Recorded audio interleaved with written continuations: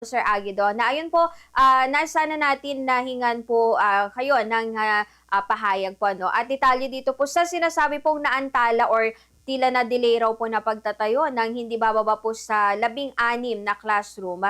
Particular po no, sa San Jose Elementary School, dyan po sa Ordaneta, sir.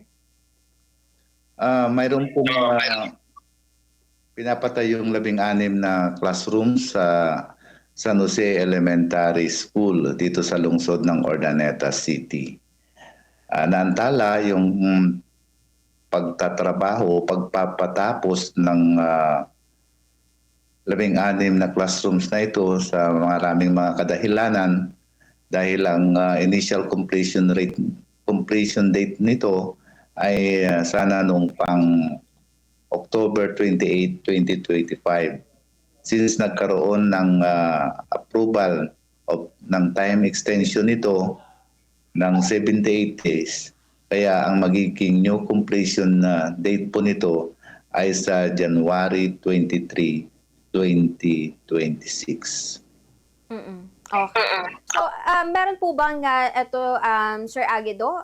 Siguro, napaliwanagan nyo naman po yung mga mag-aaral, ganun din po sa mga teachers at magulang regarding po doon sa pagkakadelay ng proyekto po or paggawa ng classroom.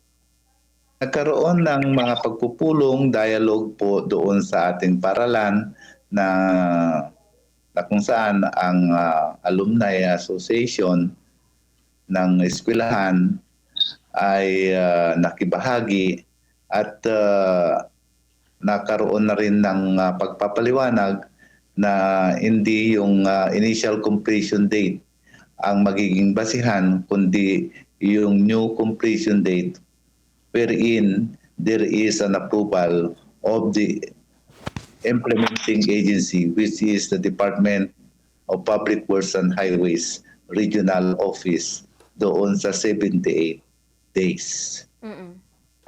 Okay po. So, sa ngayon po, kung tatanungin po ano kayo, Sir Aguido, mga nasa humigit kumulang ilang porsyento na po sa ngayon, yung parang natatapos po dun sa mga classroom po? More or less, mga nasa 70 to 80% or malayo pa po sa 100%, sir? Noong last week, ang assessment po ng project engineer ng DPWH ay 75% po ang kanilang accomplishment. However, a day after that dialogue, January 6, so January 7, nagkaroon po ng biglang paglaki ng bilang ng ating mga trabahador ng Quad R Building Solutions. Siya po ang contractor ng nasabing mga classroom buildings. At base sa assessment namin ngayon ay roughly 78 to 80% na po ang kanilang work accomplishments dahil sa tinutukan nila ito, dumami yung bilang nila, nagiging 68 yung bilang ng workers and they are rendering overtime para ma-meet nila yung kanilang commitment that by January 23, 2026 ay makatapos po sila ng 5 classrooms.